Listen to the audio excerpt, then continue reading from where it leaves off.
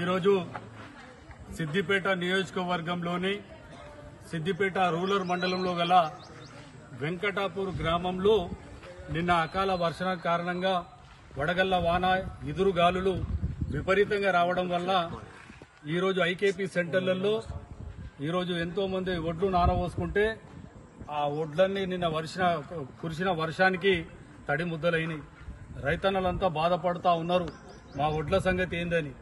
మేము ఒకటే భరోసా ఇస్తున్నాం, కాంగ్రెస్ పార్టీ ప్రభుత్వం తరఫున ఏ రైతన్న కూడా ఆధారపడవద్దు. తడిసిన ప్రతి గింజను కూడా కాంగ్రెస్ ప్రభుత్వమే కొంటుందని నేను వాళ్లకు ధీమా వ్యక్తం చేస్తా ఉన్నాం. దానితో పాటు ఈరోజు పొద్దుటి నుంచి సిద్దిపేట నియోజకవర్గంలో 5 మండలాల్లో గల రిపోర్టు మొత్తం అధికారులతో మాట్లాడి రిపోర్టు కూడా తీసుకోవడం జరిగింది.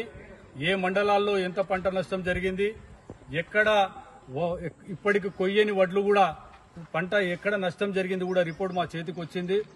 ఖచ్చితంగా మేము అధికారులతో సమన్వయం చేసుకుంటూ వెంటనే రిపోర్టు తెప్పించుకుంటూ పొద్దుటి నుంచి కలెక్టర్ గారితో కూడా మేము మాట్లాడడం జరిగింది, డిఆర్డీఓ గారితో మాట్లాడడం జరిగింది, డీసీఎస్ఓ మేడం గారితో మాట్లాడింది, అగ్రికల్చర్ ఆఫీసర్లతో కూడా మాట్లాడడం జరిగింది.